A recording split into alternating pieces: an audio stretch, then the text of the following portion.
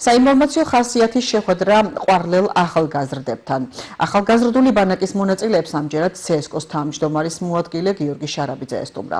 შეხვედრის მთავარი თემა საარჩევნო ელექტრონული ტექნოლოგიები, მისი უპირატესობები და ადმინისტრაციის წარმატებული პრაქტიკა იყო. გიორგი შარაბიძემ იმ გამოცდილების შესახებ ისაუბრა, რომელიც თავად ელექტრონული ტექნოლოგიების დანერგვის პროცესში მიიღო. მან ახალგაზრდებს ასევე მიაწოდა ინფორმაცია დეზინფორმაციასა და მასთან ბრძოლის სტრატეგიაზე. ამ შეხვედრაზე იყო ძალიან საინტერესო და სასიამოვნო საარჩევნო საკითხებთან მიმართებაში.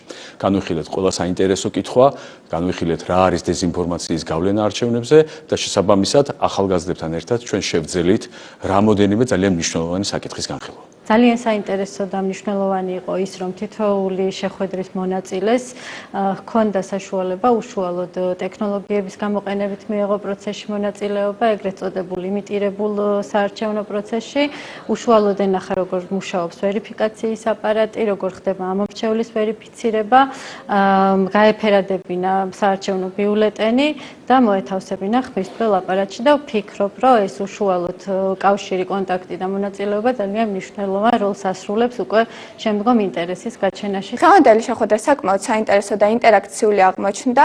გავაცანით საარჩევნო ტექნოლოგიებს და არჩევნების მიმდინარეობის პროცესებს, მოგვეც საკითხვის დასმის შესაძლებლობა, რამაც შესაძლებლობა მოგვცა, რომ გაგვიაზრებინეთ ჩვენი ხმის მნიშვნელობა და მიღებული ცოდნა სამომავლოდ გამოგვეყენებინა.